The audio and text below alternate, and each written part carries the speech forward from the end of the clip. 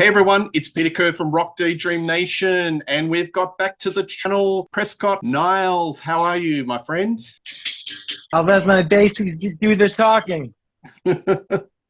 Wonderful to get you back on the channel. About 5 weeks ago, I think for Black Friday, there was a special release of this album, the Knack Countdown Live 1980. So I reached out to Prescott and said, hey, come back on the channel. Why don't we talk about it? And you said, I wasn't even aware that there was a release Well, of. yes, that. Well, we had such a wonderful time last time, and I'm not sure that we covered some of the covered areas. And now today was almost a catastrophe getting to record this show, and everybody should know that I was not going to be a no-show. I braved the battery dying, I braved freeway problems, God knows what else, but it was worth it, Peter, and that's why I'm telling you this. Fantastic. And it's real. I wasn't going to miss this one. Yeah, absolutely. Well, it's great to have you back on the show. So Thank you. Why don't we start off and we'll just talk about this release, which you were not aware of. Is that kind of typical that there are releases of the Knack and you and Burton are aware of it like after the fact? Well, there hasn't been that many. We had the one they did a couple of years ago that was made from a Canadian company. They got in touch with us because they remastered it. Yeah, that beautiful album, Live at the House of Blues, which luckily a lot of people seem to enjoy, and I was very grateful about that. That was to have done that show. I guess I'm not sure if you're listening to this, remember, but that was right after the Twin Towers went down. 2011 in New York, and strange atmosphere at the time. And this album, the one we did, the one you just showed live at the House of Blues, as much it was after the fact, it wasn't New York, and there was certainly a shock effect, and people were in a strange mood, needless to say. But that night was terrific, and I'm glad we were able to talk about it that when we did the last show. And this is strange times, but very different strange times. But I won't go there because we got a lot of good things to talk. I mean, there's a lot of good going on. I always tell my kids, there's the micro and the macro, in the world. And the micro is you and the macro is the world. And, it's more important to focus, you write music, you do things. Don't get caught up necessarily in all the chaos. And it's good to check in every now and then. But with this world where there's so many different opinions about the same subject, it makes me want to retreat more and focus on what I'm trying to do, whether it's my lyrics, my poetry, and writing songs. I think it's very important. Otherwise, you can't help but get your emotions go like a roller coaster, pretty much. Yeah, so that's my advice. Yeah, absolutely. So just to circle back to this, do you have any recollection of this countdown show in 1980? Now, what's interesting, that cover is a reproduction of the second album, but the little girls understand, and I always say, but I didn't. However, that's another story. But they did a nice cover. Yeah, that's the original, and they did a nice graphic effect, I believe, in the new album. That's the original, and for some reason I'm hiding, and I'm not sure what it was. Maybe it was more mysterious. But so I like what they did. I thought it was really cool. I remember 1980 because we did a lot of shows in Europe. We did Germany, a couple of shows in Germany. We did England, we did Spain. And this particular show was from Holland, correct? That area. I remember the songs that we were doing. I don't remember much about the show. I remember Amsterdam, but that was for other reasons. I don't remember the actual recording, but the audience was terrific.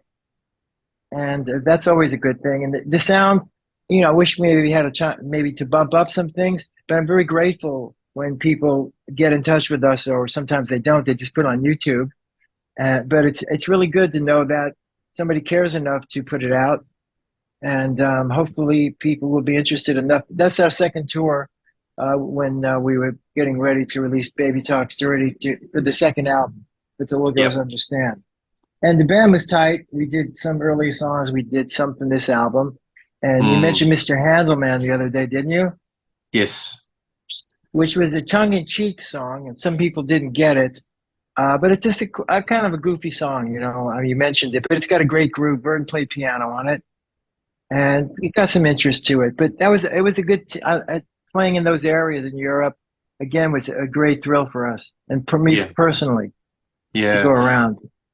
Do you think that is there a lot in the vault that hasn't been released for the Knack that may be sitting in the record company or somewhere? Will Well, one day what's get interesting? released? Well, what we're hoping for, a few years ago, we did a search to find the person that owned the rights to Live at Carnegie Hall.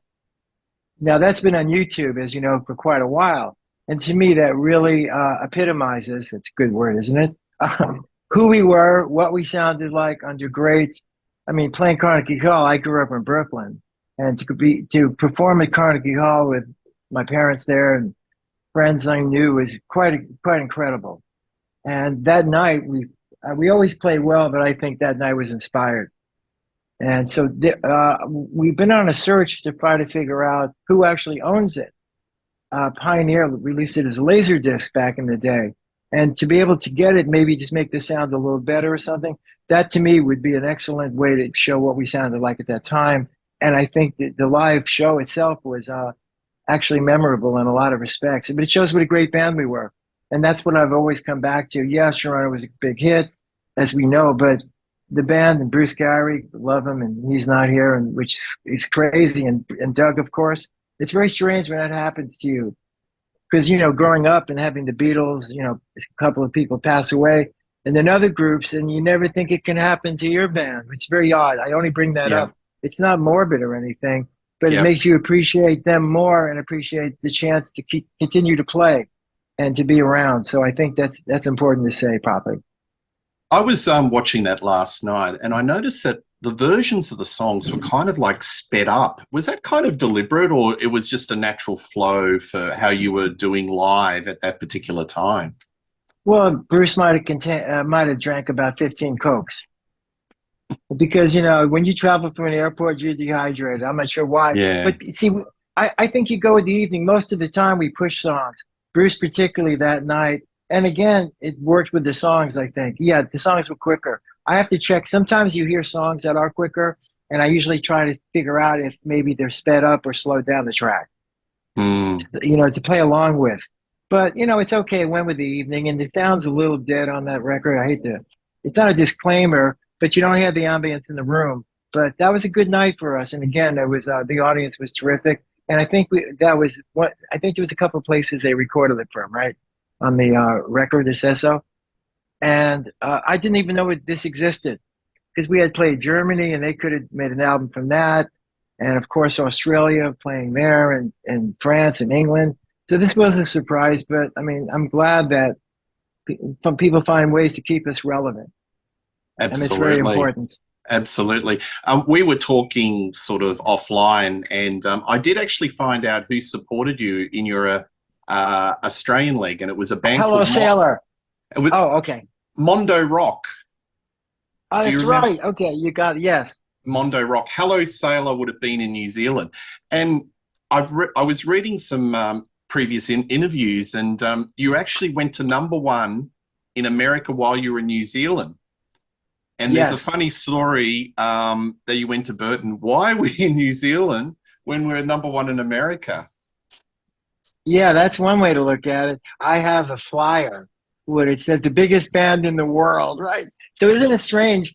We land in New Zealand, right? And of course, we have to get used to the customs and the way people pronounce, you know, their words. I remember watching television with Burton, and we go, "Why do they keep saying eggs? What's an egg?" It was like a kid's show. So it took a little while to get into it, but we played a really good show in New Zealand. And then, of course, we had the chance to do a live radio broadcast. We played uh, from uh, from downtown. What was it again? I forget the name of it. Downtown Melbourne. We Yep. played. It was the first time they did a live broadcast from Australia to New England. I mean, New Zealand, rather. Yep. And that was a big night. That was fantastic.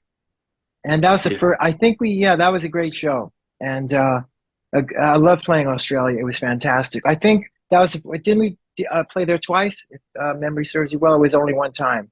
I think it was only one time, but growing up as a young lad, I remember seeing you on a show called Countdown with Molly Meldrum, Yes. who's like the major music figure over here.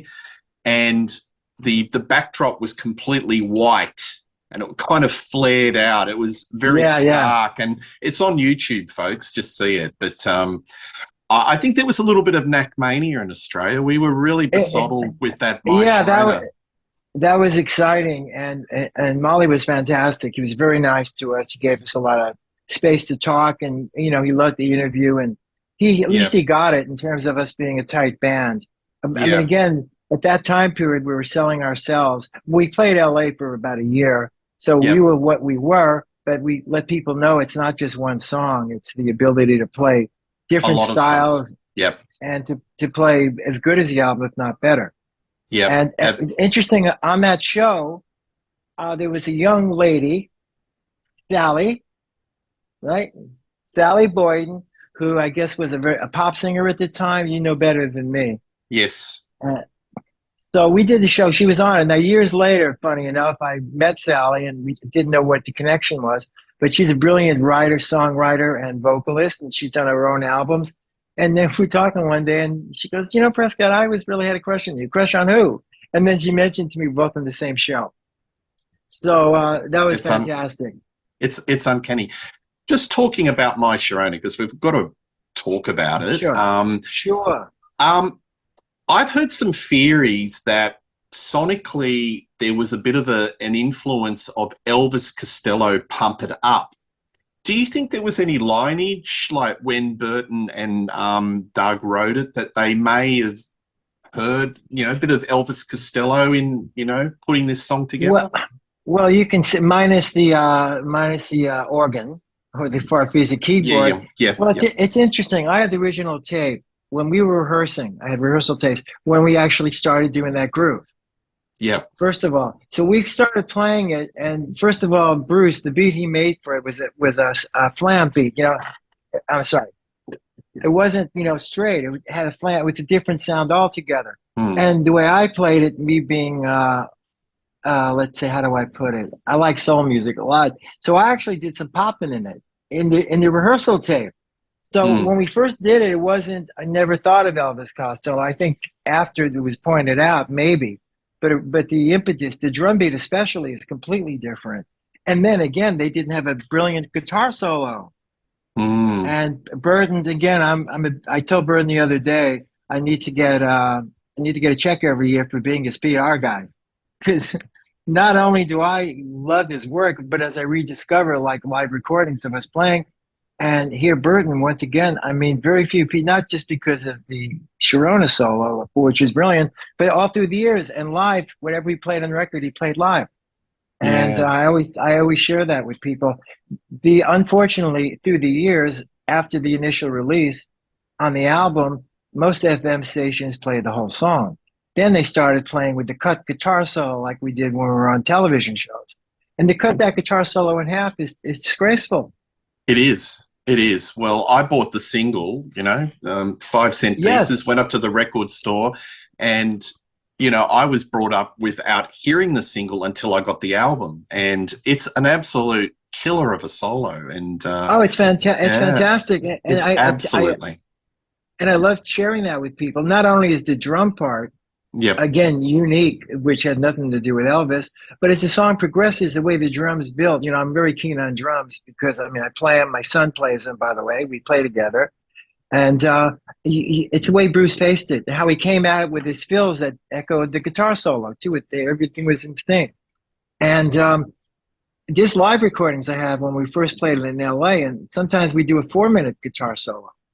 This was Yeah. kind of cut down, because Burton was experimenting, and Mike Chapman loved that solo. Mike was a major part of having Mike in the room with us and telling us what he said, what he approved of was such a big boost for us to have him approve of everything and not Yeah. go, well, let's do this and I mean, basically most of that album is one take, on Yeah. most of the songs. That's And incredible. But with the song, did the lyrics come after, or lyrics first and music well, later? first the riff came. And we just jamming on the riff pretty much, and Doug was kind of doing some scatting a little bit. between it. So nothing was really, some of the melody was established. But Doug went home with Burton later on. The music was coming together pretty well, and they started to come up with a lyric. Now, as I mentioned to you the other day, Doug was living with a girl named Judy. And so he and Burton are in the other room thinking about Sharona. Hmm. Think about that one. That's a bit awkward. Could be awkward. And I make a joke about Judy's Turn to Cry, Yeah. which is a Leslie Gore hit song. And I guess in real life, that's what happened. So I always get a laugh at it. But yeah, they wrote the lyric and still trying to finish some of the parts. We went back in rehearsal. And you could tell as different sections of the song, that wasn't written. We kind of fished that out by playing. You can hear Bruce, again, leading. Like the first section, when he goes into guitar solo, Bruce changes the drum beat completely. Yep. It's not just the drum beat that goes, and then he does fills, and then we come back at the end. It goes into a whole different thing with the hi-hat roll into the solo. So again, the song seems simple, and I played it with other people, and I've heard other people play it, and they can get it, but very few people can play. Again, I give Bruce and Burton, particularly, and Doug was a great singer in his own right, but the way it was played had a real different vibe to it that made it different than just people covering it. Yeah, absolutely. And I think that's important. What sort of music was the Knack listening to at that point in time? What sort of influences? Because everyone says the Beatles, but I feel like it's a lot more. What sort of contemporary artists that you guys were listening to that were bringing into this album? Well, if I mention Herman's Hermits, if I mention Pink Floyd, if I mention The Who, which actually, if you listen to the rhythm section, that has more influence than any of the Beatles stuff. Bruce's drumming could be like Keith Moon. He was so good, he could be John Bonham. I mean, stylistically, he can play everything. Yeah. And if you really listen to us from album to album, you can see the progression, of different drum sounds, of different playing. Let's just say that, again, to us, I think very important was the musicianship. And of course, the melody lines were very important, and Doug and Burton did a great job of crafting them. And the lyrics, some of the songs were written in partnership, but Doug did have an edge. And I didn't like the fact that people focused more on, they called it back then, misogynist lyrics, which I thought it was strange to call the rock and roll singer a misogynist, when if you go look at Steven Tyler's lyrics or Robert Plant or 90% of rock bands, guys are singing about girls, and they were much more sensual than Doug, I believe. I mean, it's really a love song, and Doug put some, flashes of sexual innuendos in it. But I think a lot of it Chuck Berry did. And I'm not saying anybody copied it, but I don't like how people rewrite history. And they say, misogynist lyrics. And of course, when the second album came out, it was a whole other story. But I really feel that was incidental until one points it out. Yeah. And I think that's important. Do you think the Knack are being reappraised? Because I feel like there's a lot more warmth, and a lot of people looking back and thinking, shit, they were a really great band. Do you think there's a bit of a reappraisal in the air about the Knack? I think so. On YouTube lately, I've been getting, going in there, I'm getting these notices where all these people, some rap artists, people are reviewing. They go, we're looking at it, we're going to look at My Sharona today. They go through different songs. And you watch people react. Sometimes it's a couple, a guy and a woman listening to it. Sometimes it's one person. There's one guy who's English, great, because he analyzed the guitar solo. He does that periodically. But watching people's faces, they'd never heard it. And they go, wow, what a guitar solo. So you're really hearing people that never heard it before react like they never heard it. They didn't. Yeah. So that to me is exciting, because that, in a way, people are discovering it, and what they're getting off on is the drumming, is the lyric, and the vocals. And, obviously me, but more so, the obvious things. But that to me is the rediscovery you mentioned. And I'm excited to see that those people who are adults and obviously in different genres of music, they're getting off on it. So that's like a new, so in a way they are discovering it. And I wish that perhaps when people have said, oh yeah, I've heard their album, they can play it live just as good as the album. Our musicianship is important. So I think that is happening. And depending how they hear the song, but again, with Sharona, and by the way, Good Girls Don't, which a very cool song, very well crafted, and we did get some rotation, and it was charting. And unfortunately, It's not, maybe it's critics. They want to knock us down. They can't say we had a hit and a half. It's got to be one Yeah. hit wonders. And, Yeah. Look, well, definitely not a one hit because hit number 11 and went gold. So people kind of forget about that. but when I Yeah. bring that song up or people mention it, they go, oh, that's a great song. I It think it is. is. I mean, it's surf beat, but again, the craft in it was very good. And I enjoy playing it. A lot of people remember that song, by the way. Well, Prescott, it made the Chipmunks KTEL album. So Oh, God, that's, if the Chipmunks covered Good Girls Don't, you know you made it. well, So they covered Heart of Glass too. So they really, that was really funny. And Nick Gilder as well, I think, right? yeah, yeah. That But was fun. But again, let's go back to the parody. You know, obviously Big Al, yeah, right, Big Ankovich. He started the whole thing of satirical song versions. You know, yep, and he was the first one. Now they were doing things on the radio where they do Nine Coronas, or they yep, did like a lot of takeoffs on the lyric. But yep. Al actually got in touch with us and said, "Would you guys mind?" And he Mm, sent us a tape, and we loved it, and we sent it to Capitol Records. So that's how Al got his first start. yeah, But interestingly, his second choice was "My Baby Goes Burpee," and I should send yeah. you a tape of that because very few people hear it. But he sent us a tape of it. You should hear that with accordion. It's I'd, very I'd, funny. I'd love to. And Weird Al And was huge over here. Like he did a version of Beat It called Eat It and went to number oh, I one. loved it. So I loved it. I loved his humor, and we that's love cool. a good novelty song. But it's very cool, and this may be an interesting side Yeah, issue. But when my mom was in a nursing home, a lot of Philippine nurses there working there, yep, and sometimes would they go, and my mom would watch me when I was on television, you know, when we did some shows, and they go, "Nice Sharona, oh my God!" So their parents heard that song. That song they said is like the national anthem in the Philippines, it is. and I do have a gold record from there, but when I meet people, whether it's I go into a store sometimes or I'm online paying a phone bill, they go, by the way, you sound, where are you from? They go to Philippines. I go, can I ask you something? Go, yeah. Did you ever hear My Sharona? Oh my God, yes, they play it in the radio. So in a way, I get a lot of my joy from Yep. people that bring that to my attention. They're not worried about maybe sounding like, Yeah. you know, I love that when it happens. And you Yeah. know, sure. And I love standing in Ralph's or a grocery store, and it comes on. I'm 10 people deep in line, and I kind of want to go. That's me. Can I move up? But I don't think they're going to care. But those are the moments in time where you're hearing it, you never expect to hear it, and it just hits you, and you thank God, and you give yourself a slap in the back. And of course, I praise Doug and Burton for their involvement and remind Burton of it. It's great to be part of the culture. And if that Absolutely. song was the vehicle to the culture, then you know, God bless that. And I love the fact that we're talking about that, but other things. But it makes me very happy that that's still relevant Yeah, in yeah, the for world. sure. It doesn't sound dated. It's like a timeless song. So I would, Well, it's rock and yeah, roll. I mean, yeah, that's all it is. It's a four-piece band and playing like strip back four-piece rock and bands roll. too. Yeah, And I will say that one thing, that the moniker we got, whatever that thing is, the label we get, it's one hit wonders. I always say we're one take wonders, yep, yep, meaning we knocked out the songs in one take, and yep, that has a lot to show with our musicianship. yeah. Speaking of labels, your band Yes. has always been put in a category called power pop. Do you subscribe to this sort of genre, power pop? Do you think you were in that genre, like Cheap Trick, Well, the you know, Beats?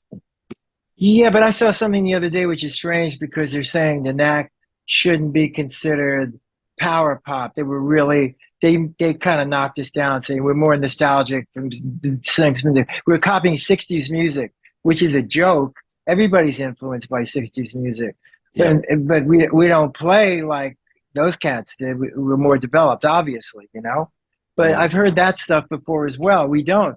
But the thing was, it was very strange because Shorter came out in the summer, and all of a sudden the '80s came along, and we did the second album for the '80s. But I mean, the biggest thing we missed, the biggest ship we missed in our career was, MTV, and that was just breaking at the time. And if we had probably followed with another single and maybe did more shows in California. I mean, in the U.S., we were offered every show you can imagine. And if we Yep. had maybe had another single, we would have caught the trails of MTV, which would have Yeah. done beautiful things for us at the time. Absolutely. Yeah, for sure. You were a very formidable live act. Were there any contemporaries that you sort of had to look over your shoulder and go, gee, they're good, that you'd like to Um, talk about? well, let's say we opened for the Police because they had their album out first, Yeah. and I thought those guys are great. They were three piece and I mean, with rhythm, we have a rhythm guitar guy, Mm. but I loved the music and Sting was terrific. His voice. We played where trying to think what's that guy's Mark Knopfler's band. I just blanked on the name. Dire Straits. Dire Straits. We opened for them in Paris. So Mm. I thought they were a terrific band, and yeah, it's great when you're on a bill where you get to hear, and there were so many groups around then. I think Nick Gilder was terrific. I liked just a lot of the new music. Blondie was cool. Yeah. I mean, Did you ever Cheap Trick? Did you ever groove on them? I love those guys. Yeah, and I met them through the years too. And when they broke up, the first time Tom Peterson started a group with Mm. his wife, who was singing, and Bruce was drumming with him. Yep. So we got to hang out a little bit. And I Cheap Trick, and I give them a lot of credit that they're still playing. Yeah. And it's terrific, and they've been through a lot together. I mean, there's a lot of groups I respect, Yeah. and we've been on the bill with, and I'm so happy that the legacy they were able to continue. And now, obviously, I wish I could do the Knack again. I could. It's been offered to me millions of times. Burden is kind of semi-retired for his own personal reasons. He's actually wrote musicals and very, very gifted, but he kind of lost the thing of going out and playing shows on the road. I still have that spirit. Yes. That's why when COVID hit, I mentioned to you in the last interview, it was very strange because why I play, I mean, I record as well, but I get more excitement from playing live shows. Yep. I like the energy. It just, I'm playing with missing persons a lot these days. And to see the reaction we get on stage, and even when we do solos, that's Prescott playing, you get that extra boost. You can't get that sitting at home doing a Zoom or even, playing and then just doing a record. There's nothing Yep. like it. And then when COVID started, I mentioned to you, it's very strange seeing people with masks on because it wasn't so, because basically you don't see the people talking to each other or giving the signs that they like what you did. And I think that was to me a big problem with live shows back then because you Yep. miss the reality. Because people with masks on, what do you see? Yeah. Like everybody's Yeah. a doctor all of a sudden, and I'm sad we had to go through that, but we were able to play some shows, and it was a And good thing to get people. battle In through, other words, and a lot more people came into YouTube, and shows like mine just popped up, and it oh was a yeah, way no, of it's it was just a way of communicating, I there were so guess. many Yeah. so many pluses for again your passion for the shows you do, and Yes. I'm glad you got people to listen, and you got artists that were talking about what we went through, and then having live Yeah. shows to talk about. I think Yep. that's critical, and I will say, without being too critical of today's music, I think the more spontaneity and you get from a live show, you can't recreate in a Zoom video. Yep. Really, because and I think again, when you're watching people's impression of a group, you watching the editor how he decides what scene you're going to see, the director who shows you who you're going to see. So half of the time you want to see the bass player do a fill, it's only on the lead singer, or the cue for the drummer. And I always thought that was so selective. And a lot of Yep. shows I was at growing up that I saw later on, nobody saw what I saw when I'm in the audience. So I think being in the audience is so much better because I'm not getting somebody else's view. Yep. And a lot of the good stuff that happens to the side of the stage when people are grabbing you and it's a beautiful girl, whatever it is, you can't capture that because it happens, but it doesn't happen. So that's Yeah. that's my take on it. That's why I like live shows. Absolutely. And then you meet people on a live show, Yep. and somebody's like waving to you in the front. You go, "Hey, what's up? Hi, I remember me." I go, Yep. "Not now. Later, we'll talk about that." Yeah. You know what I Yeah. mean? But it's exciting. So that's Yeah. my take on that. With the Knack, the fabulous four, the original four, do you think there was an actual genuine friendship amongst the four, or was it more professional? Uh, well, there's a lot of love when you create something. Well, all the live shows we did when the Knack started. I mean, it was only a year from the beginning, Mm, and the record comes out, and then of course we playing the Forum in LA and sold yeah. out in 2 hours, 17,000 people. Mm, I think we were so busy playing. We were always good. I mean, I have rehearsal tapes from the first time we got mm, together. And the first show we did was the Whiskey after like 3 days of rehearsal. And we actually had a keyboard player at the very beginning. And obviously we didn't need him. But Casablanca Records, we actually did they wanted to hear us play and they passed on us. Well, they didn't hear Sharona. A lot of the early songs, by the way, were dropped because of the band itself. Songs like "Let Me Out" were written. "Sharona" was written. "Frustrated" was written. "Number Your mm, Name" was written. You know, I don't know if you know this, but Capitol Records got a demo from Doug and Burton, and this is before I got involved. And they passed.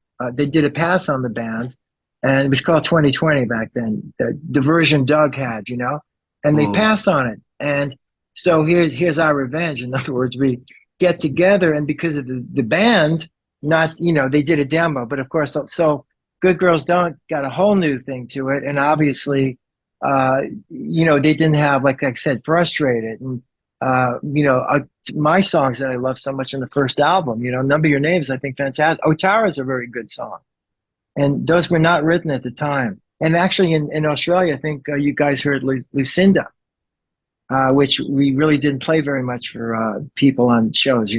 So I'm really happy and the version of Heartbeat was really cool, live version of it, which was a redo of Buddy Holly, which is a redo of Mm. Humble Pie. Do you ever hear the Humble Pie's version of Heartbeat? No, no, no, I haven't. Oh, It actually, was I may have. Yeah, it was slower, but but yeah, I love, by the way, Humble Pie was one of my favorite bands, by the way.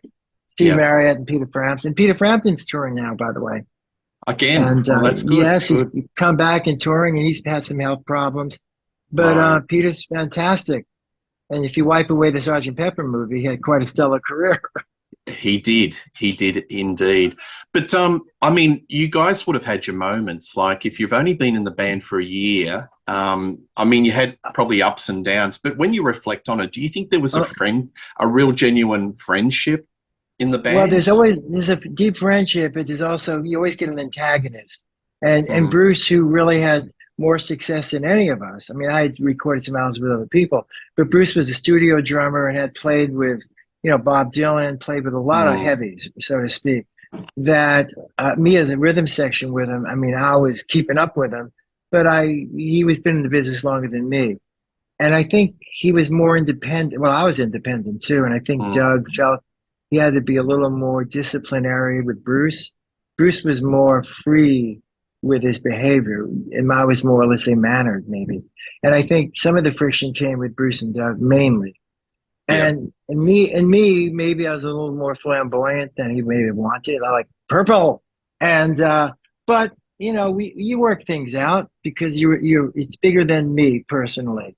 And we got four people that were trying to work it out. And Burton was pretty simple. He wasn't any extremist in anything except musically, because he whatever he did live, it was phenomenal. But Yeah. I liked when we go on the road. I liked me and Burton and I rather shared rooms together. We both like classical music, by the way, still Yeah. do. And Doug, to be in a room with him was difficult because he would control the air conditioning or the heater. He was like that. So Yeah. the heck with that. And Bruce was just nuts. So, Yeah. and in a good way. So Burton and I seemed to be most congenial in personality. But we were friends, and of course, after a few albums, and you don't succeed. We broke up after the second album, got back together for the third album in a small way because of John Lennon passing. Yeah. Because I looked at Doug. I went to a party or something and ended up at his place. I said, Doug, what are we doing? Yeah, that album, which I think is phenomenal. And Yes. I love the cover, by the way, very Yes, it much. And I got to is. wear purple. Absolutely. And it's a little bit new wavy. You've got the colors. You've gone from the black and white. and it's definitely a little bit of a reboot, a Did you re-image for did the you Knack. notice did you notice that at the cover those circles are supposed to be record groups, Yes, even though they don't come out that way sometimes. well, the actual CD, which replicates that sort of, if you can see it, Oh, got the yeah, grooves. yeah. There you See, go. that was a catch thing, to it, and I like the idea very much. And because of the timing of it all, we broke up. We decided to get back together after we heard of John Lennon passing, and Mm, Capitol said, "Okay, you want to do a new album? Who do you want to produce?" And we all kind of said, "Well, Jimmy Iovine was one consideration." But we all said Jack Douglas would be great. I thought he was a brilliant producer. And Jack agreed to do it, which was more remarkable. And he came to LA and we went to record plant and Jack was phenomenal.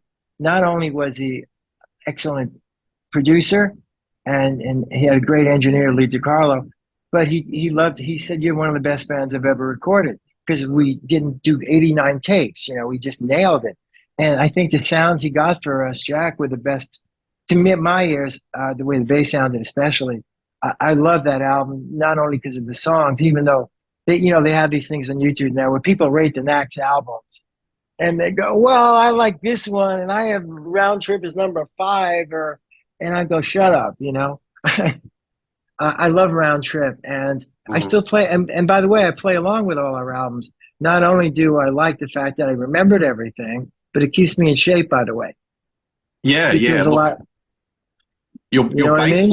your bass lines are very fluid, and it's kind of jazzy. It's jazzy. There's a little R&B. There's Well, a little on soul on it. It's on that yeah, album, by the way, yeah, Round Trip, I get to funk because that yeah, song, Africa.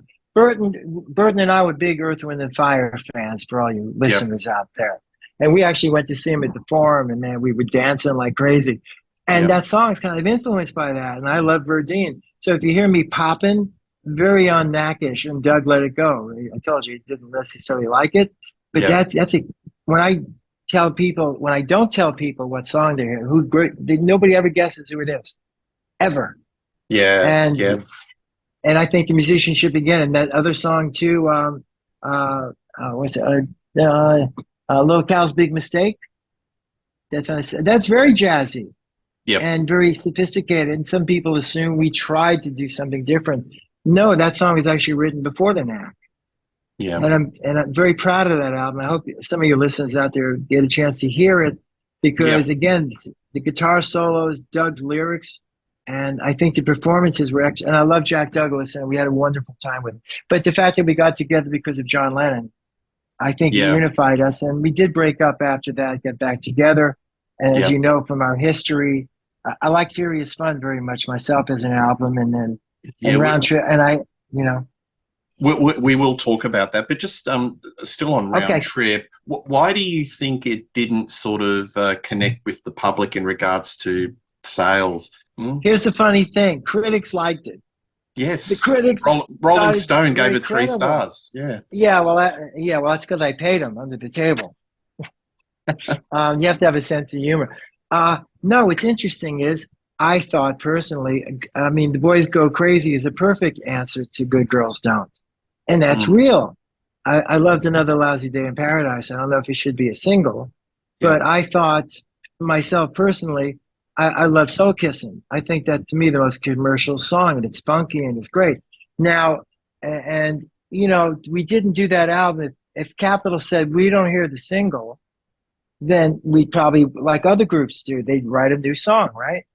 So to pick a country ballad that Burton has said back in the day, and I talked to him like the other day. He says, "I have no idea." He argued against that being a single, and Burton wrote the song. It's a country song. It's a ballad, and Mm, I don't understand it. yeah. But you can't. And I would have put any of those other songs because it's rock and roll. And because Mm. the second album did not have the first song off it was Baby Talks Jerry. You know what the second release was, by the way? No, I don't. We I've should got have a the contest and give away something. wasn't Mr. Handelman, was it? Can't put a price on love, wasn't it? Well, you're very good, sir. You win. You win Yeah. this a Yeah, Slurpee I from like that song. 7-Eleven. I like that song. But Well, when we had a chat last year, I was actually yeah. defending this. I don't think you're crazy about this album, but I love it. Well, it's not Yeah, crazy or not. But first of all, do you know what that album cover? We talked about it last time, right? How that cover came to be. Can you show it again? yeah. Okay. Did you notice the girl there looking up at a mic stand, right? Mm, Now, I hate to be satirical here, but that girl is Sharona. yep. That picture was taken in an audience, by the way, of watching us play. Mm, So, okay, so Doug decided that he thought that perfectly captured our audience, Sharona's look and the girl in the crowd. So they put that together. Capitol was not pleased with the fact they had to spend money to recreate something. My impression was the insert of that album with us in a limousine and Google-eyed, Gaga-eyed at the people was, yeah, okay, now when you flip it, look at me.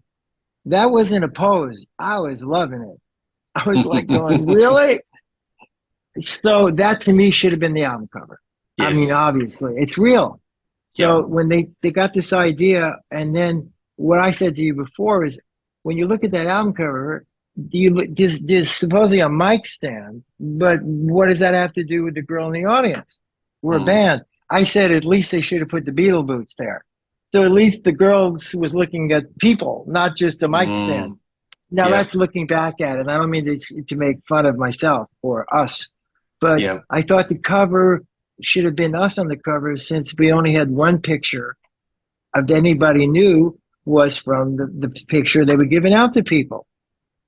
Yep. True. I mean, Get the Knack Yeah. was one picture, which was the everybody had that photo, and I Yeah. thought we were pretty decent looking. By the way, Good Girls Don't had a cover of a great picture of us.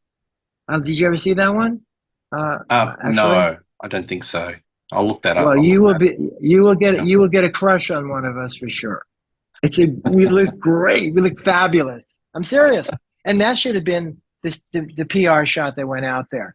But Yep. again, it wasn't. So when Baby Talks Dirty came out, not okay. I know we went backwards here from where we were.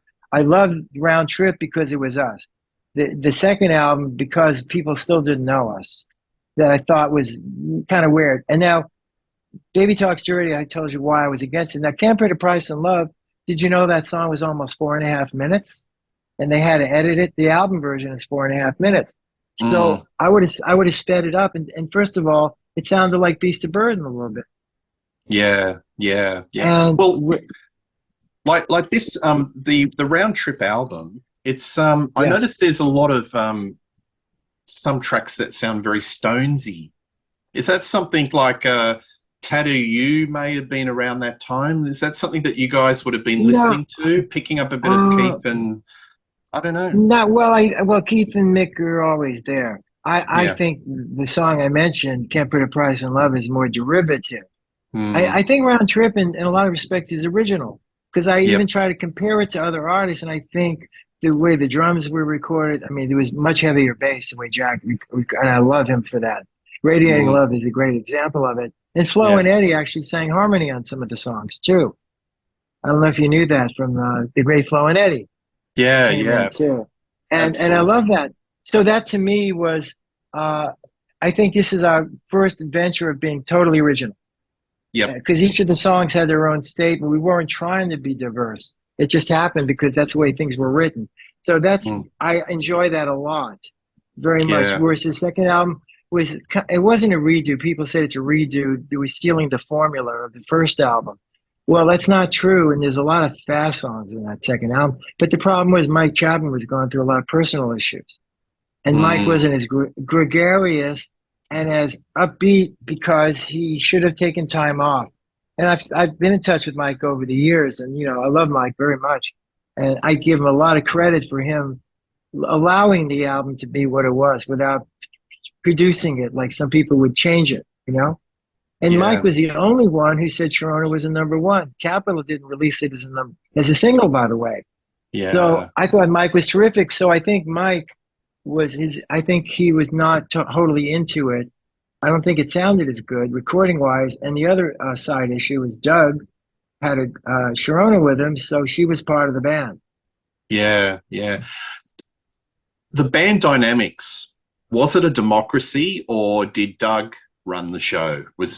How was the decision making? Was it like just everyone voted, or what was the band dynamics? Well, it depends. There's always like group voting and there's not. One of my quotes that I say with great love for Doug is we were successful because of Doug and in spite of Doug, meaning some of his personal issues with the press and other things were too personal, I felt. And I think he did an interview with, what was that show in England? A very cool show. You know, the one, uh, you remember the name. I'm good with names, but I forgot. Top of the Pops, is that what you're talking? No, we did Top of the Pops, which was great. But the one Yeah. that did it, the guy with the beard talks kind of weird, you know, he's slow guy. I remember it. Not Countdown, the gray whistle yeah, test. yeah, which is Yeah. fantastic.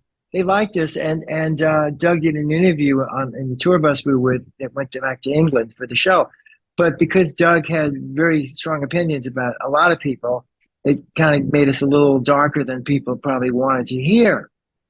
And regarding the press, we were like the Marx Brothers in interviews. Seriously, ask Molly. We were very funny. I mean, I was pretty witty myself, and Doug was very witty. And Burden, they could go into show tunes because they loved Broadway, you know, for Yeah. instance.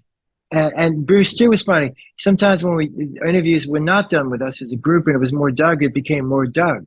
And I think if people liked Doug, great. If people didn't like Doug, it's one thing. If with the band, they always was somebody to like. And I meant that, or like adore Doug. A lot of people loved Doug, you know.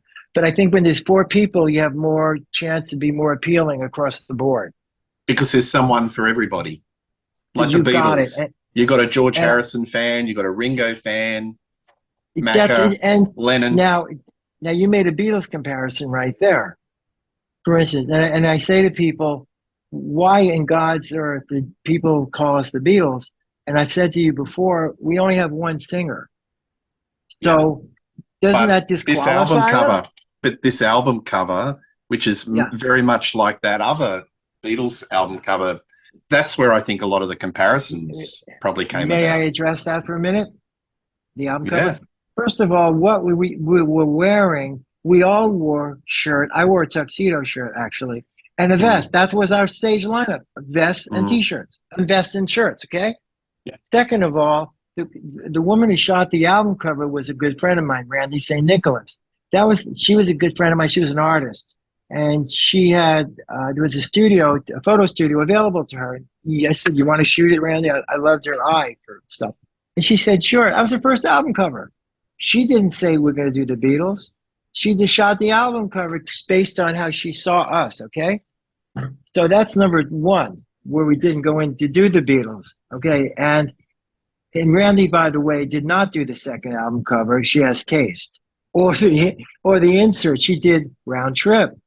And she also did Serious Fun. And she also did Zoom.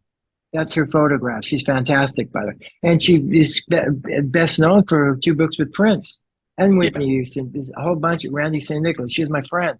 So basically, she just shot the picture. So again, there was not some Capitol didn't tell us to be the Beatles. And by the way, as I've said to people, Capitol was one of the labels bidding on us when we were playing live shows. We didn't go to Capitol because they had the Beatles. We were looking at what's the best deal for us, Warner Brothers or Polygram offered us $1 million for the deal. So we didn't go for the money. We went for the commitment of the record label. And that's also another thing that was out of context. I'm not making. Do you have any regrets? Maybe not choosing. Maybe if we chose Warner's, they would have had a bit of more longevity and saw you pass Round Trip, because they did drop you after Round Trip, didn't they? Well, let me put it like this: I say to people, if you get $1 million advance, you owe $1 million. So, and by the way, I just read an article the other day saying that we got the most money for an album from Capitol. It's BS. We got $100,000. When I did the Velvet Turner album, which you've heard about before, but with Velvet, when I came to LA, we got $100,000. That's another lie. We took less money because the more money we did the album for $18,000. So think about that. We did no Capitol. You know, we didn't owe them all that money because we didn't spend all that money. So Yeah. we didn't intend to do the album for so cheap, but that's the way it worked out. But the problem was back then, bands that were also getting signed started to resent us because the people at the record companies go, well, the Knack did an album for 20 grand. Why can't you? So Yeah. all of a sudden, musicians started to go, screw those guys, right? Yeah. Yeah. Does that make sense to you? I Yeah, mean, yeah, yeah, absolutely. So, getting back into the interpersonal yeah. relations. So, if there were things that you Oh, didn't by the way, like, there was yeah, I never slept with anybody in the band, just to be upfront with you. okay, thank you. We've got that on record. It's very Um, important. it Okay. is. Did you protest? To sort of Doug, hey, I we've got to do some media. We've got to break yes, this. I had a big meltdown when we got nominated for 2 Grammy Awards. I mean, Doug being a narcissist in his own right, we're all narcissists. We play music on stage. We are narcissists. If we look in the mirror and care what we look like, we're narcissists.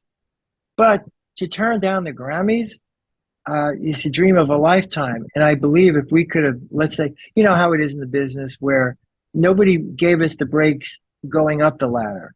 We earned it ourselves. We didn't get, you know what I'm saying? We just didn't go, hey, can you do this? Can you play our record? We'll give you 50 grand. It happened organically. But once you get up there, there's people that want to be stroked, if you know what I mean. And because we didn't kiss whatever, or we weren't that kind of group, people resented us because we weren't like beholden to them. And we didn't do television shows at that time. So I think if we had done the Grammys, because we had to be there, because we got nominations, I think not only could we have played Sharona for America, but I think we would have been greeted with open arms because nobody knew us, like I told you. Mm. And if they met us and the personality that I was and Bruce and Bird and Doug collectively, I think we would have had a whole nother career. We would have been So, accepted, yes, not yeah, as so snobs who didn't do that. so would it been Doug versus you three? So, the It three of you wasn't, it would have wasn't, been. it wasn't set up that way, but at Mm, times it became that. I think when when we became a big success, I think perhaps, I say perhaps, Doug being sought after as a lead singer maybe forgot how good we were together in interviews because him speaking what his opinions were of things were not all our opinions. So I'm yeah, just letting you know. And we were a group. That's how we got to where we were. It was in the single at the. So I think that hurt the band, and I think too it gave a little resentment. And because I think as a group we can take the hits, we can take the failures. And by the way, for me and Burden to play with Doug for 30 something years, I had to love him, of course. It's not yeah, just we all have two sides. People get married and they have two sides. But the fact that I was with him when he got his cancer, and I was with him as he was passing away, I think that says something about my love for him in spite of differences and being able to forgive for choices made on our behalf. You know, the thing is, like you said, what if we went to the Grammys, or what if Dick Clark mm, wanted to do a movie with us as well, by the way. And how do you not do American Bandstand? But I yeah, always go, what if we went that route? Then maybe I wouldn't have got married and had 3 kids that I have now. And yeah, and in other words, you can't and this is very important, by the way. I'm saying when you start to go back in our lives and you start to go, well, I should have gone in this door than that door, or I shouldn't have left. I lived in England. Maybe I should have stayed in England, or maybe I could have gone with this girl. You can't do that because it changes everything. So that's why I yeah, can accept the past, good and bad, because you can't. And I've been blessed because I do have wonderful kids, and I wouldn't have known how to do that. It wasn't in my 5-year plan. Okay. yeah. And I'm glad I did. So does that maybe make sense in terms of you don't know how it was, you just go through it and you do your best to deal with it. Absolutely. Look, I think Mick Jagger said he thought that the Rolling Stones that he had a life expectancy of 5 years, and a lot of That's right. folk have said an average. Any time they form a band, they only think it was a 5-year plan. What do you subscribe to that? It was that sort of in your mindset that hey, if we get to 5 years, we're Well, just doing okay. well, there's a side joke. Even the Beatles said that. They go, listen, we thought we were just like an anomaly, a miracle, and maybe we had 2, 3 years because the pop scene it was like the world was black and white, and all of a sudden it became color. And all those, it was the fringe of fashion was always here, right?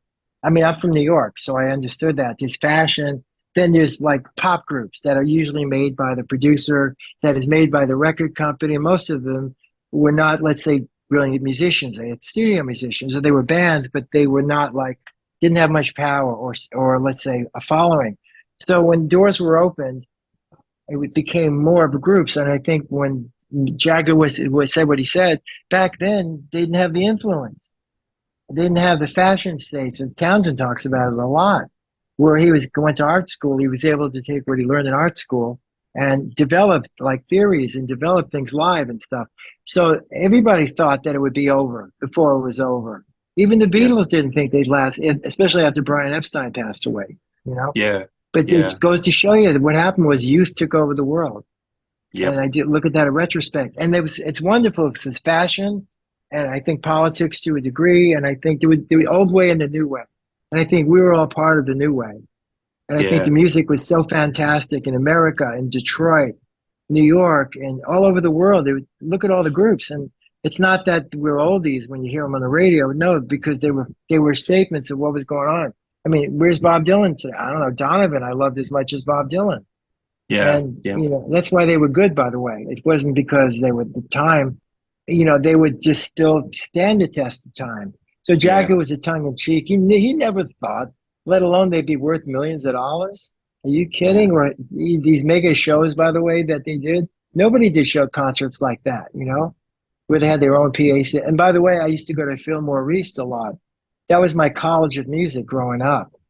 And to see all those groups on a show that you can get into and pay, $6-7 and see, a blues group. One of the greatest shows I ever saw when Sly Stone opens for Jimi Hendrix. I mean, it was like my two favorite groups, or Jeff Beck would play and Joe Cocker opened for him. And B.B. King would open for somebody else, or you see what I mean? Or Chicago Transit. So all those groups that gave me my love of music. And not just one style. Every door opened for me. And the band happened at that time too in 69, 70. Yeah. So anyway, I'm just saying that it's not oldies music. You can't contain that into a genre of oldies music. It's fantastic. And I think people still do that. It's definitely a broad church. So after Round Trip, where you guys split, we went to psychiatrists after that, by the way. Yes. So you had a breakaway, but you came back in 1987. There was a bit of a reunion in July, and the band looked a little bit different. So Doug had the long hair, and it kind of looked had a bit of a hard rock image. Do you want to talk about your feelings around the reunion and how that came about? Yeah. Well, stylistically, if I had done that, I would have been excommunicated at one point. But Doug put extensions in. He had a sharp tooth earring and had a tattoo on his arm. Well, that was Doug stepping out. And more songs were him lead singing and not playing rhythm guitar on. So I think he caught lead singer's disease, which we all do. And by the way, Burton had a good voice, by the way. His harmonies were great, but Burton could sing too. So let's say we could have been more like he sang a couple of songs, but I mean, maybe if we had more time to develop, it would have happened, in other words. Okay. But Doug changed his image, and now you're talking about the Serious Fun album, correct? Possibly. Yeah. Well, just before that, but some of the songs that in that reunion were kind of hard rock. Was that sort of music that you personally enjoyed, or was there something that you were just going with the flow just to see how it would go? What song? Like, pick a song from that period. I'm in love with the 80s. That song. Okay. Well, that song we did on a TV show you might be talking about late at night. Yep. That was kind of a comeback, but that song was dropped, obviously, when we did. I mean, we knew it really wasn't that good a song. The other was Skin to Skin. Yep. So those were songs that got us together as a group, meaning I didn't feel that those were singles, and nobody did. And we did demos, by the way, with a producer named Val Garay. And those songs were scrapped, and a couple of we like Rocket of Love was written during that time period. When we worked with Al Garay, we had a demo thing. But when we got together and we worked with Don Was, who did that album Serious Fun, most of those songs were written at the time. They weren't carried over from the past. And Don Was had a different approach, and he thought, again, we were a great band. He knew Doug from Detroit. And I thought that him saying to us that you guys are great, you want to like, in the studio, that was a big compliment coming from him. And again, I didn't say we stylistically had a meeting and Doug goes, okay, guys, we're going to do this. No, my favorite songs on that record, if you don't mind, I Want Love.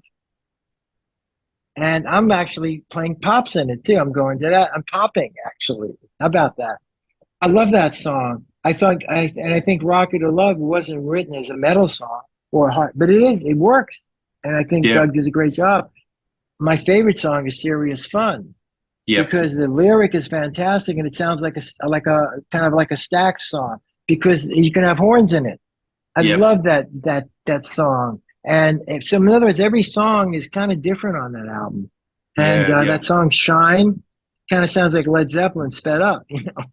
Yeah, look, there's a lot of heavy crunch on that album, and there's no Bruce on the album. Can you explain? Did you try to get him back into the band? What was his whereabouts at that period? When we tried that '87 thing, you know, as we talked, you know, when we were coming back, and there were some issues in regards to past royalties or getting credit for something you might have gotten credit for. And I think Bruce started to take it personally, and he was doing other things as well. And it was a bit of distraction. You know, that happened before we did Zoom as well. It's a different story. But Doug was, you know, Bruce actually had arthritis issues. He never shared with. I knew about it, but I think there wasn't a lot of grace going around between Doug and Bruce. So Bruce bowed out. If you know, we actually did some stuff with Pat Torpey prior to that. Yeah. Now, Pat was wonderful. Yeah, now Pat was, when we worked with Pat before we worked with Billy, problem was he got an offer to put a band together with Billy Sheehan, great bass player. And that's when they met Mr. Big. So Pat left us to go with Mr. Big. Yeah. And I said to him, when he said that to me in the elevator, I go, Pat, go for it, bro. You're going to be big, right? And Pat, I love Pat very much. So, and then Bruce just didn't work. That's why we're working with Pat. And then we got, Billy got to our attention and Billy came in, and fabulous drummer from New York. And I actually was listening to the basic tracks, just bass, drums, and guitar, because I have a lot of tapes from, you know, and I was listening to just myself without vocals. And Billy was amazing. Different than Bruce, but a brilliant drummer. And before, let's say, I could hear reviews about the slick drumming had all these like effects on it, blah, blah. Well, I heard the drums without the effects. And whatever Don decided to add or not, it's another story. But Billy was great, and I love listening to it. It excites me. And the songs were diverse, but like you were saying. And that's why I think the album wasn't a one-trick thing either. Yeah. You know, and I love that. And I even like doing the dog. It's a rock and roll song. It's a rock and roll song. And you know, I really liked Serious Fun. That should have been the single. Rocket of Love was a single because it had a lot of FM airplay. Yeah, and a lot of Zeppelin crunch on that song. I hear Zeppelin very much so. Yeah. Well, no, Led Zeppelin was Shine. That song Shine, by the way, if anybody knows that one. Except it sounded like we were sped up because it was fast. But again, the core of the band, myself and Burden, I guess at that point, was really, really strong. And again, we didn't go in there to copy anybody. I mean, if Doug stylistically pick up things, and Don wouldn't have made an album, a cheap album for us. He knows it was important to us. So I will say that Don opinion didn't know how it'd be fair with the press. He just cared that it pleased him. And I'm glad he felt that way. Yeah. In hindsight, you think you did the right choice in My Sharona going into the movie Reality Bites and not Pulp Fiction and going into that Quentin Tarantino world? Well, it's funny because when you go, well, you know, Knack was being considered for the Tarantino movie. Now, when he made the movie, nobody gave a darn about the movie because he was not the main guy, and it was a very quirky movie. Nobody knew what it was going to be. Mm, So when I heard that, Tarantino was wanted to do it, nobody knew who he was. He had done like a lot of crazy, weird, stuff prior to that. So I go, well, what is it going to be used in? And they meant it's going to be a rape scene, the one we're in the pawn shop, right? mm. Well, now at the same time, Ben Stiller approached us about using Sharona for reality bites. Well, I don't think it took a lot of thinking about which movie one would pick, in my opinion, especially. And I think that was brilliant because I love the way they used it, and I love the movie, and Ben Stiller was great, and I think it was a hit. And I got a gold, and I got a platinum cassette for that. I Yes. have it on my wall, a CD and a cassette. And I'm really glad we made that choice because a lot of people love that movie and love the video of it, Dancing in Sharona. So we actually did a tour out of it with Billy, and it was really cool. I'm really grateful for that. And it's kind of an iconic scene, and got you a lot of high rotation on MTV. That video Well, clip. it did. So We entered the charts again. We entered the charts in the hundreds. And by the yeah, way, it's funny. Still, the people are going, "I would have taken that the other movie." I'm going, "Good. You would have took your career there. It wouldn't work for us." Pulp Fiction. yeah. I think you did take the right choice because I think it would have had a limited shelf life. I don't think Well, it would have. Yeah. you know what also hurt us too. You're gonna love this. I don't know if you know this, but they interviewed George Bush on MTV, and they were asking him what he listened to on his iPod when he went running. Of course, he mentioned My Sharona. Mm, I was flabbergasted. So let's go play the White House. And Burton was not into let's say Republican stuff. And I said, I want to play the White House. Let's get his press agent on the phone. Screw everything else, right? Well, but the fact that George Bush liked My Sharona, a lot of people in the music business started to go, oh, really? Well, screw him and screw them. Okay. I yeah. took it as a calm. Isn't that weird that that would be a thing? Well, there's a lot of so many different fans of you guys and that song. I mean, even Kurt. I mean, Kurt Cobain Yeah, Kurt Cobain was a big. Hey, was listen. a fan of the Knack. Well, Queens of the Stone Age. I mean, I went to one of their shows a little while ago, and well, actually, when they were doing the Crooked Vultures with John Paul Yeah. Jones, Yeah. and I met them backstage, and Dave Grohl is a big Knack fan, and he loved Bruce, by the way, and same with Dave Grohl. I mean, and not Dave Mm, Grohl, Josh Homme. When he said that to me, he said he shook my hand and goes, "Man, I love the Knack," and I'm going, "Well, guess yeah. what? You guys are great too." That was a big compliment. So you never know Yeah. who liked the Knack, really. And Yep. and I'm really flattered by it because all you want to do is be remembered, and not just because you had a hit. Yeah, it's great because the hit still happens, but Yep. the musicianship was taken seriously, and we Yep. weren't just a pop band trying to make it. So Yeah. anyway, Yeah. and I love the Crooked. My daughter just saw them the other night, Crooked Vultures, and they sound great. They have a new album coming out. I'll look forward to seeing that. Not They're a Crooked great Vultures, forgive me. I did no, um, not them. Queens of the Stone Age. Queens of the Stone Age. Yeah. No, Yeah, I love them. Zoom, 1998. So was it a yes. conscious decision to go back to a little bit more of a classic Knack sound on this album? Well, let me give you a little background. So Doug had done a solo album before we got back together. Okay. When we got back together, Doug's impression was we were going to put out his album as an Knack album. I know, take that in for a minute, okay? And yeah, okay, well, allegedly was or something. Now we had a new manager named Danny Sugarman. Danny Sugarman managed the Doors back in the day, and he was working with different bands and stuff. He did have a problem with H, but it was on, he wasn't doing H. He was doing, you know what I'm talking about, right? Okay. For the audience out there, you can look it up. But he was a brilliant guy, so he really believed in us, and he came in. He heard some of the old material, and said, "Nah, you need to write new songs. I don't hear anything good in there." And Doug may have been not happy about it, but we all agree with him. Okay, great, right? So then we figured how are we going to do this? We got in touch with Bruce again, and Bruce was reluctant. But then we got together, rehearsed, and we did a big showcase in LA at the Viper Room. And Capitol Records was really interested in us. I'm blanking out, which is Harold Bronson from Rhino Records. Rhino, yeah. Now Warner's. they're known for releasing older stuff, you know. Hmm. So they came to our show, and Harold loved it, and and Danny loved Harold. And they said, "We're going to do this and this for you." Now Bruce was playing drums. After that show, there was Bruce. I was working on a TV show, by the way, called Fame in LA. I was teaching the actors how to play guitar and piano. That was great, by the way. I love that. And really, and a lot of the people loved the Knack, so it was really a good time for me. And my kids were growing up then as well, which is really extraordinary. But Harold was really into it, and because Bruce was maybe asking for things that were unrealistic, or maybe should have been paid to myself and Bruce, for whatever reasons you want to mention. But Bruce had. I said, Bruce, you quit 3 times. Screw you. I want to get more. Okay. But me and him had that relationship. I'm not quitting. I have children to feed. But Bruce made his stand.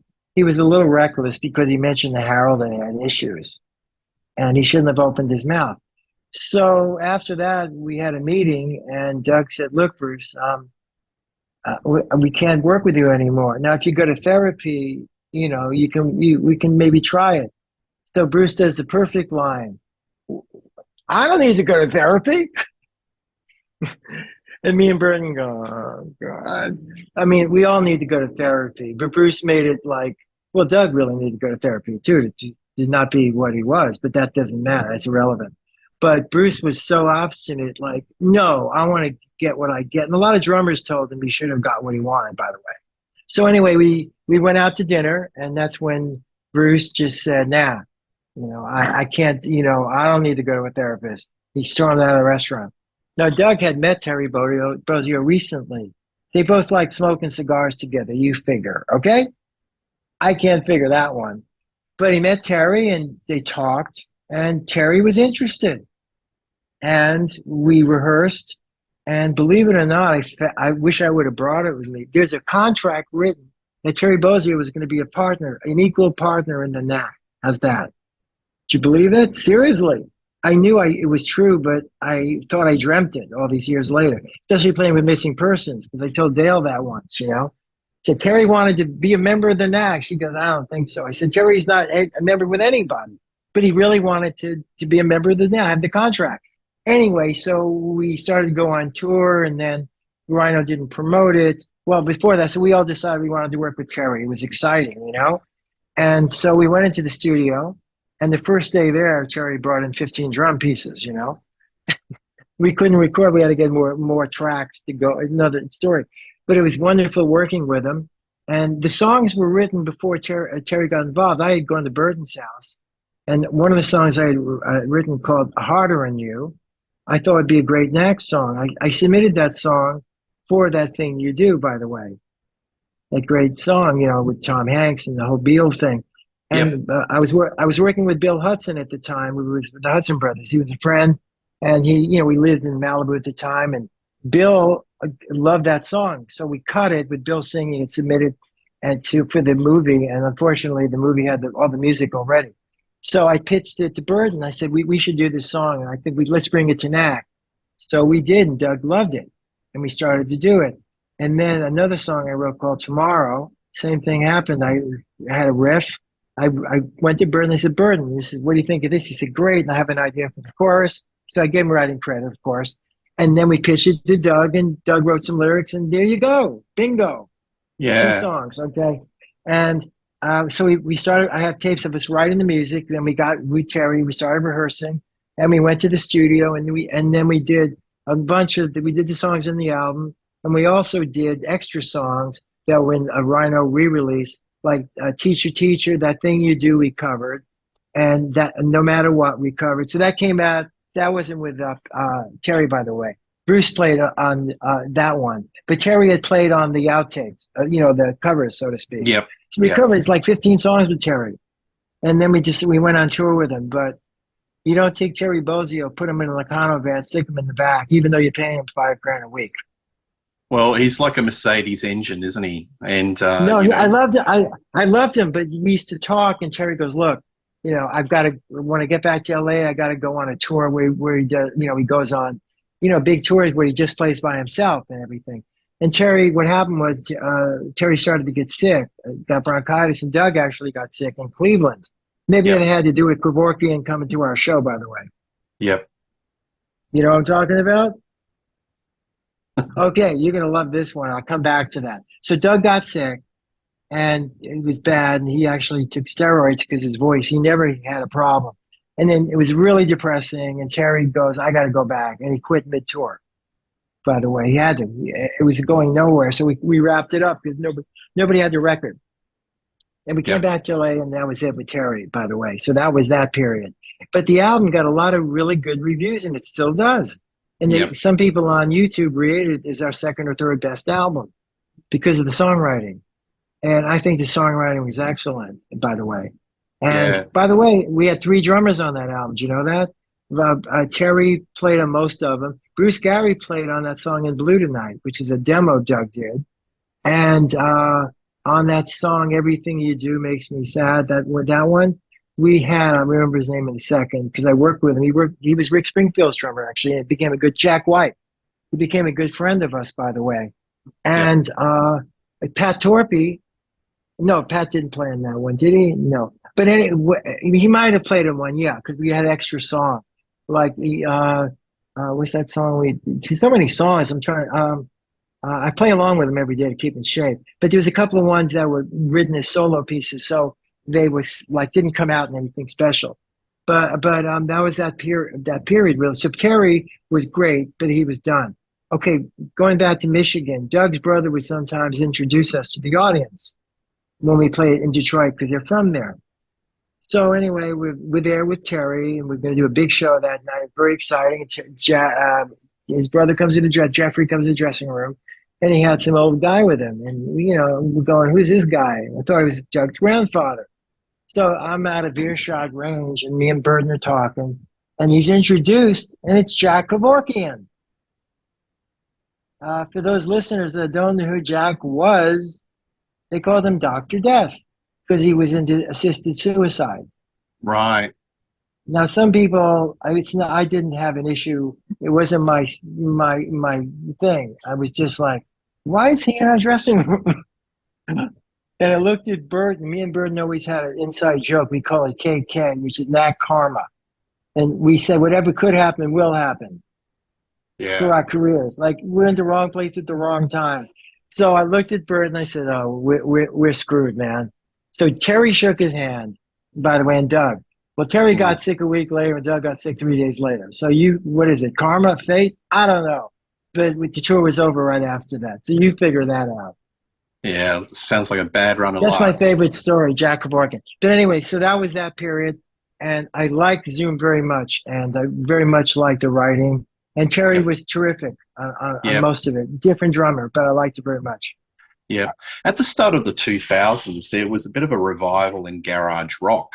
So you had bands Yes. like The Strokes, The Vines, The Loved it. Hives. Loved it. A lot of those bands were sort of, channeling older type of rock and roll. Yeah, absolutely. Yeah. And you guys put out an album called Normal is the Next Guy in 2001. Did you sort of feel that you were playing part of a scene that was sort of, getting a bit of a lift? Like rock was back, Well, yeah. Well, we had reunited yet again.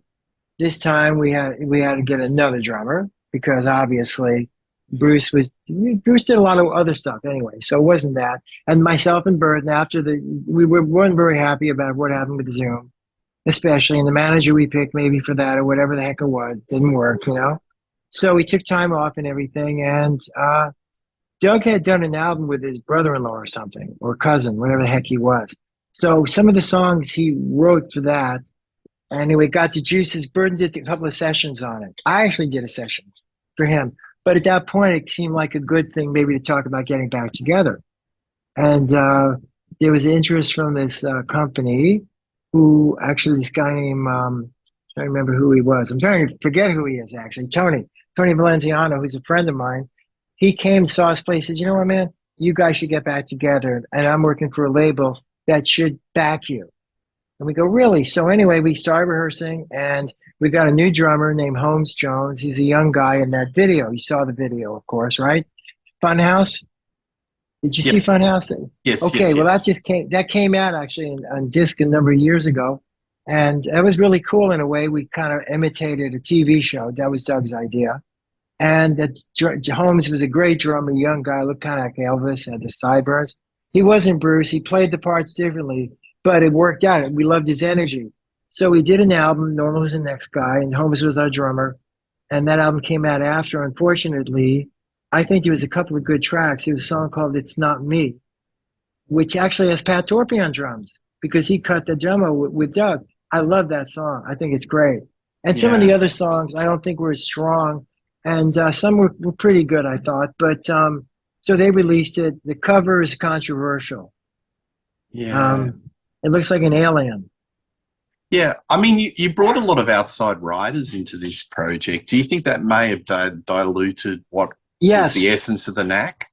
Well, because basically that was going to be a solo album for Mm. Doug and his cousin, but Yeah. there was not a lot of interest in it, and that's where it was like, okay, maybe we should get Burton back in on it. And Doug got back together with Burton. A couple of things happened in the past, and Yep. then maybe we should try it. And that's when we had the idea to do that a Funhouse thing, and Yep. that's when we said, you know what, and we toured off of that, and it was the right time to do it, I think, and that's why there's different writers on it. We never had a flurry of writers on anything. So I think Mm. that's why maybe the style was confusing. Even Yep. Normal as the Next Guy was a very cool rap song in some respects. I Yep. thought Doug was hilarious, and again, it was pretty cool. But there was no congruity in the album itself. The styles were diverse, and all the people on YouTube that rate our albums, they didn't like that very much. Yeah. It's not me. I think it's a great Knack song. It's got a 12-string solo for those who care. And I think Yeah. it's a really great song. And that's my favorite that I listen to this day, actually. Yeah. I'm going to go back in time to 1986. So just with you personally, My and memory's good. My memory's good, by the way. Aren't you proud? I am. You're spot on at the moment, considering what's happened today. And by the way, they will be an official book. I did journal. I have written a lot, and I took a lot of photos. And these tapes that I do have are very interesting rehearsals, jam sessions that we did, with Bruce and Bert. I mean, we You go need off to in get a a book jam out. session. Listen, we go off in a jam session. I got tapes of us doing Cream songs. We just go, Yeah. Bruce to go into toe. We start playing it. So Yeah. there's photos and my writings, and I would like to do it to do service to the Knack and maybe let people know who Burton really was and Doug, myself, Yep. and being a father, being a Knack daddy as well, having Yes. 3 kids and sharing with and my kids grew up with them, and Doug was like an uncle, and Burton showed Liv how to play Sharona, which she mastered it. So things like that are really important to me, and I'd like the world to know that as well. Yeah, look, I think a lot of people would really love to see a book because you've got so many great stories. Go back to 1986. So you were involved in Absolutely. the Shanghai Surprise Project, the Yes. Madonna, Sean Penn, George Harrison. Can you explain how you got involved in that project? Sure. Did I expound on that? That's a good word. Did I expound on that the last time we talked or no? No. Yeah, I think Okay. viewers like to hear about that. Well, it's an interesting story because I didn't. Okay, so what it was is I got a call from somebody saying that they'd like me to go to a session at Sound City, which is a pretty cool recording studio, and they can't tell me who it is. No, that's happened before, for instance, right? But it was more like a hush hush thing. So I'm going, that's pretty interesting. Now, at that time period, I was kind of involved in getting married, starting to have really getting only one marriage for me, you know what I mean? And I was going, okay. So I go down to Sound City. Nobody told me who it was, of course. So I get down there and they go, listen, Prescott, just letting you know who it is. Don't get all freaked out. I go, yeah, George Harrison. So I got freaked out and then I started laughing for a minute. So I go, okay, I can handle it. I go in there and I go, okay. And Jim Keltner was drumming, by the way. And Jim Keltner is one of Bruce's most admired drummers. And Lawrence Schubert was playing guitar. And I met George. So George goes, hey, man. He goes, hey, listen, I said, I heard you with the Knack and, I really like your stuff. And I go, great. I said, George, you're not going to believe this, but I danced with you before. And George has got a great sense of humor, right? That's why I said it that way. He says, huh? And I said, remember Tramps? So I was dating this woman, a model in England, when I lived in England. And she was best friends with Derek Taylor, the publicist, a woman that worked for Derek Taylor, publicist, right? So people, and that was pretty cool. Anyway, Derek Taylor was one of the brilliant people in the world. So we all go dancing at a private club. So anyway, Ronnie Wood would go, and I met Bianca, Dad Jagger. Everybody would just dance together. I was good friends with Mick Taylor's wife at the time, and all I wanted to do was meet Mick and jam with him. That was my goal. I was only like 20. Nobody knew of me, but all I wanted them to know that I was a bass player and I'm ready. That was my opinion. I was living in England. But and so anyway, I also met Mickey Finn from T-Rex as well. So it was really good time for music at that time as well. But anyway, so I said, yeah, George, we dance. When we go out dancing, we go to Tramps, and he laughed. He didn't remember. He goes, well, probably, but nice to meet you again. So I thought I broke the ice because he kind of laughed. George is very kind of like that. So anyway, we talked for a bit, and George was very friendly. And then we started recording, and basically, I had some chords in front of me. Of course, George had unorthodox chord progressions at times. Very strange. George, it wasn't just a one chord, four chord, five chord. Okay, so I'm looking it over, and we're going to start recording. So I'm looking, going, okay, Prescott, I know who you are, but what are you going to do? Golly, Jim Keltner played very laid back. Bruce was on top of everything. Keltner was the best session drummer in the world. He played with everybody, as you know. So I'm thinking, okay. And then I'm with Lawrence and George. I'm going, we're taking live. I said a prayer. Of course, I go, please don't let him stop the tape because of me. And that's all I prayed for, right? I didn't ask for anything else because, you don't want them to stop the tape because you screwed up. Yeah. And what was George like in the recording process? Great. Was he very Great. hands-on or a bit laid back? No, he was so friendly. At first, when he was just kidding around, he would pick up the guitar before he recorded. He was just playing "I Feel Fine," like screwing around. He just wanted. He hadn't recorded for a while, so I think he just wanted to have a good time, and he didn't want to feel the pressure because it is basically not his album. It's doing a soundtrack. He was great, and being in the control room with him when I cut. I couldn't look at him, obviously. I looked the other way. But he was very friendly and very giving at the time. And I actually threw in a couple of like little walks and stuff. I had the courage to do it. And he liked him. He didn't say take him out. And Keltner liked it. Lawrence Huber liked it. I didn't take any photos because, I even said to Lawrence, I met Lawrence through the years. He goes, well, you don't take out a camera like that and take a picture. But I wish I had taken a picture with George.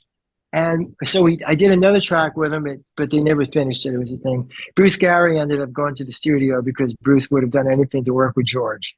And he might have played percussion on something. Bruce was like that. Anyway, so George goes back to England. I'm told by Bob Rose produced it and told me that good chance we're going to go to England to record. So Bob went to England. I stayed here, and he said he's going to try to get me over. Well, as fate would have it, George Harrison met Jeff Lynne. And that was that. And that was the best thing for George ever to happen, meeting Jeff Lynne, obviously. Yeah. And so I actually left George a message on his phone. I just said to him, look, I want to tell you I really enjoy playing with you. It's a pleasure. And I hope we run past, I had to say that because I had his number, by the way. And I just called him just to say that. And that was it. Yeah, look, you and I were speaking on the phone, and look, I'm going to draw you into another Beatles story. Tell us about you recently went to Ringo Starr's birthday party. I think the viewers would love to hear that story as well. Well, my daughter, she was working in an art gallery in Beverly Hills. The year before this year, for Ringo's birthday, she just happened to she actually took the bus to work in Beverly Hills. She gets off the bus, she's walking, and there's all this commotion in Beverly Hills. It was outdoor. They were having a car show, but it was outdoors, And she's walking up, and she went to it was like security, and there's outside seating or whatever. And she said, what's going on? She said, it's Ringo's birthday party. She goes, really? My dad knows Ringo. And she goes, who are you? I'm Prescott Starr. He goes, we don't know you. You have a pass? No. At that same time, Chris from the Beatles show walks by. And he goes, breakfast with the Beatles, right? And he goes, hey, Liv, what are you doing here? He goes, oh, I don't know. Is your dad here? And she goes, no, I don't know where he is, right? So then next thing you know, Jim Keltner walks by. And Liv goes, "Hey, Jim." Hey, she says, "Hey, I'm Prescott Niles' daughter." He goes, "Really?" He goes, "Yeah." He said, "What are you doing out here?" He goes, "Well, my dad's not here." He said, "Come on in." So he dragged her in. So that's how she got in and met Ringo. So anyway, but people were asking, "Where's your dad?" And he go, "I guess he didn't. I wasn't invited." But anyway, so Liv got in. So when next year, when she found out about it, right? It was in Beverly. She called me and said, "Let's go to Ringo's birthday party." I said, "We invited?" She said, "Yeah, sure." And I go, "Okay, great." So same thing happened. We went there. We went up to it was in Beverly Hills. We go up and go, "Hi, what's up?" And my dad's name's on the list. And hi, Prescott Niles. I go, "Well, let's see your name." Yeah, well, it's with somebody else, right? Swear to God. So after 5 tries, right? Who walks by? Jim Keltner. Swear to God. And he's with his wife, and they were good friends with Bruce, but I love Bruce Gary, by the way. So Jim goes, "What are you doing out here?" And he goes, "Come on in." Exactly happened again, twice, okay? So we went back there, we're sitting there, and, Ringo was going to play. I was introduced to Ringo again.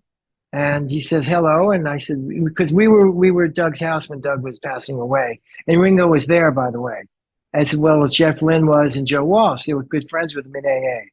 So I had met Ringo. Actually, my line to Ringo was I was wearing a Knack suit with a skinny tie. I go up to Ringo and said, "Nice to meet you, Ringo. I'm wearing your suit. Is that okay?" That was my line, right? And he laughed because Ringo had a great sense of humor. But John, yeah, I mean, Doug had a Ringo drum set in the living room, he's exactly modeled after Ringo. So I met Ringo, I shook his hand, and they played a couple of songs. And at the very end, I wanted to maybe get a picture, but he was rushed out, and I can't just get in his way, So that was Mm. my experience. But he's very friendly, and I ran into like what's a guitar player for Tom Petty, Mike. He was, I know he is, but of course, millions of names, But a lot of people there were very kind and great to see him again because you never know if you're going to see him again because their age, a lot of them were in their 80s. But I saw Yeah. Ringo and it was just wonderful introducing my daughter. And she goes, "Didn't I meet you last year?" My daughter goes, "Yeah, but my dad wasn't here." So it was one of those moments, it was great.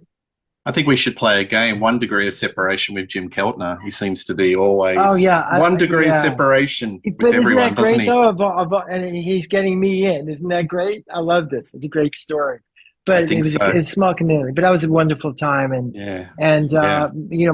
my kids are very talented. I know you've mentioned them before, but they're working together again. They're going to have an album out in a few months from now, by the way. And Gabriel, my son, who is a drummer, has been playing all the Missing Persons shows lately on drums. Well, that's my next question. I wanted to talk about missing persons. So, how did you get involved in being the bass player for Missing Persons? Well, I didn't sleep with her, if that's what you want to know. Oh, come on. In her biography Come that on, came out, Prescott. I know. No, no, no, no, no. It's very discreet. And considering when a book came out, there's at least a couple of hundred of those people. Then I'm glad I was. Well, no, we have a friendship. We had a friendship when she's from Boston, and I had worked with groups in Boston. But when she Mm. came to LA, I did meet her and go, "Hi, I'm Prescott," and she said she had a crush on me, whatever, back then. But she was married to Terry, obviously. And the same guy who signed us to Capitol was also the same person that signed Missing Persons. Isn't that ironic? Very interesting. So I met Dale at different time periods, but we never crossed. But anyway, when the Knack, Doug passed away, I was a free agent, and we ran into each other. And I really want you to play with me. Terry's not in the band anymore. Warren had left and was putting a new thing together. So I got together with her, and I loved I really did like the music very much, and I wanted to add my rock and roll vibe to it, not just play synth parts. And I started working with her in like 2011, believe it or not, and played with her all these years. And I really think she's courageous. She's had health problems, and she's not what she was. She's not flamboyant, but I really give her credit for for still doing it because of the love of music. And I've been playing with her all these years. She has 2 sons as well, and I've got 2 sons and a daughter. So we have this kind of cool thing happening with our kids. And then Dale just did an album recently. It's actually on YouTube. You can look it up, and it's on I think Spotify, and it'll be available in the stores soon. And I'm Yeah, actually playing on that album a little bit. There are other albums I didn't play on. This is a good album. I think she wrote great lyrics as well. absolutely. And I So, will put the link, folks, you know, Yeah, and I'll to send it the to you. album. Yeah, absolutely. It's a But killer we killer got album. shows we got coming up. We're playing the Canyon Club. We're going to play the Whiskey in town recently. And even though Dale had a couple of other drummers, and Gabe's the official drummer now. Yeah. And for Gabe to be playing drums when he's learning Terry Bozzio's parts as well as Bruce Gary's parts growing up, it's really wonderful for him, by the way. Yeah, yeah. Look, I'd love you guys to come to Australia because I don't think Missing I Persons want ever to come came to to Australia. Australia. Now there's a lot of crazy stuff going on in Australia, you know, a lot of rioting and stuff. And I always No, thought Australia, I know, I'm not going there. yeah, I it's love Sydney, by the way, yeah, when I would play there, and I enjoyed it very much. And every country is going through upheavals right now. mm, Every country's, it's okay. I mean, this is life. I remember I lived through the 60s yeah. and I But was at Woodstock, so I remember all that. but look, we'd love to see Missing Persons, and there's a lot of bands of that era that come over here. Like recently, like a month ago, I saw Um, Devo, and they were just well, we like had, oh yeah, packed. we played with them at Cruel World. We were on the show where they played. Did you hear Yeah, about Cruel World? yes, Morrissey yes. played, everybody, Blondie played, the Missing Persons played as well. I was just watching the clip as I was just waiting to get on the for you with the interview, and yeah, absolutely, just sounds I, I'd great. lo- I miss, I personally had a wonderful time in Australia, not only Yep. socially, but I met Miss Sydney when I was playing there, and Yes. we had a platonic relationship. There wasn't enough time, but I thought she was not only gorgeous but wonderful person, Yep. and that stayed with me, by the way, and I enjoyed it. By the way, remember where is it? Oh, remember we mentioned Woodstock last time. I had a Woodstock story, and we talked about Yes. it, didn't we? Yes, Remember we I did. told you I found the guitar, right? Remember Yep. that story or no? Okay. So this guitar, I gave it to my daughter. This acoustic guitar, can you see it? Yep. You can see it's beat to hell. I only put a pickup on. Yep. This was a guitar I found at some rooming house in Woodstock. So this Mm. is a souvenir of my, you know, it's on a tube. It's great guitar. But anyway, that was my reward for going to Woodstock. I found the guitar. So the 1964 Guild Acoustics. How about that? Yeah. Look at the neck. It's like dead. All right, it's worn to head. You see? It's worn. But anyway, Yeah. my daughter plays it. And anyway, so who knew I'd have a daughter and a son who's a drummer and another son who, you know, writes and sings. That to me is being my biggest blessing in my life. So Yeah, I wanted to absolutely. share that with you. Gateway Drugs, folks. It's really a really good music, and watch on Rock Daydream Nation. I did a special clip with the Did you? Prescott Wonderful. talking about his journey to Woodstock. It's a great story. Oh So yeah, you you got to must. watch it. By the way, did you check out the video I told you with the Nelsons yet? Yes, yes, I did. Had Share so it with much the fun, people. and the guitar solo is just Spot special, on. Yeah. spot on, and the audience is whooping it up. They're sort of Yep. like So willing it, you know. yeah, they were screaming, man. And so Yeah, basically, the audience this producer Alan Mankey or something. He was being honored, and they asked me if I'd come and play, and I did play with Concrete Blonde. I did a few songs with them. I yeah, played bass, and then they asked me, "You want to do Sharona?" I go, "Yeah." Who can sing it? Now the Nelsons knew Doug, the kids, you know, and I was a big yep, Rick Nelson fan growing up, so it's really great. So the Nelsons go, "We'd love to sing it." I'm to play with my kids. So here you go, 3 generations of musicians. So anyway, my son Noah played rhythm, Liv played lead, and Gabe played drums. This is like yep. 5 6 years ago, but that's the drummer you're seeing. And we played Sharona for a crazy bunch of people. So can you imagine me playing the Troubadour with my kids doing Sharona when we were signed from the Troubadour doing Sharona? Isn't that crazy? That's life. I think it's great synergy, and your kids are very talented. And But boy, your son hits those skins drums. really. Oh, He loved yeah. Bruce, and now he loves Terry Bozzio. Can you tell? Can you share it on your website? Maybe people can watch it. Oh, yep. I will. I will indeed. I'll just sort of wrap it up with some quick questions. So, Yes, sir. And by the way, I think you're fabulous. I use that word because it's one of those words from New York. But I think you're wonderful, and thank you for being part of your Christmas and part of your Christmas in no, Australia. absolutely, absolutely. Love to have you on the channel. So, Can you tell the viewers the last time you spoke to Doug Feiger? What was the conversation, or Well, this is intimate and it's real. Hmm, As Doug was, dying slowly in his home, I visit him, and the last day before he decided that he was just going to move on, so to hmm, speak, no more fighting it. So I was there, and my kids went there. My kids would hang in a room in his bedroom upstairs when he couldn't walk hmm, anymore, right? So the last night we got word that, I was invited over. So I went over to live and live. We spent all night. I was pretty much alone with Doug at times. And then Doug passed the next day, and they cremated him and, did his own hmm. service. And then there was a get together, a memorial for him later on at the House of Blues. So my greatest joy that night was having my kids, Gabe and Liv, Noah wasn't there, kind of like sing, play guitar, and like hang with Doug. That was Yeah. beautiful. And whatever Yep. issues there were with me and Doug, who cares? So I'm with Yep. Doug at the very end, and Doug thanked me and says, Prescott, we've been through so much together. It's true. And he says, he goes, I'm not ashamed of anything we ever did. And Yeah. go, I go, I wanted to go, but here's what happened. No, this is real. I swear to God, I couldn't have scripted this. And I'm going, I'm with you, Doug. I mean, I don't really resent. He said, but you know what? I do wish I got to know Bruce better. I go, what, huh? And he goes, no, I really tried to understand Bruce. And I go, well, that's nice of you. And he goes, why is that? And he goes, well, Bruce was like pretty depressed and we were so successful. And I said, well, wait a minute. You're saying he was complaining? You were the one who publicly said you tried to commit suicide in 83 or 4. Oh, no, in 82. So wait a minute. Let's rewind this, Doug, okay? And he looked at me like, shit. He goes, let me put it like this. He was trying to say he wished he could have helped. He was really saying he wished he could have understood Bruce better and had a Yep. better relationship. And that's the only thing he said he regrets.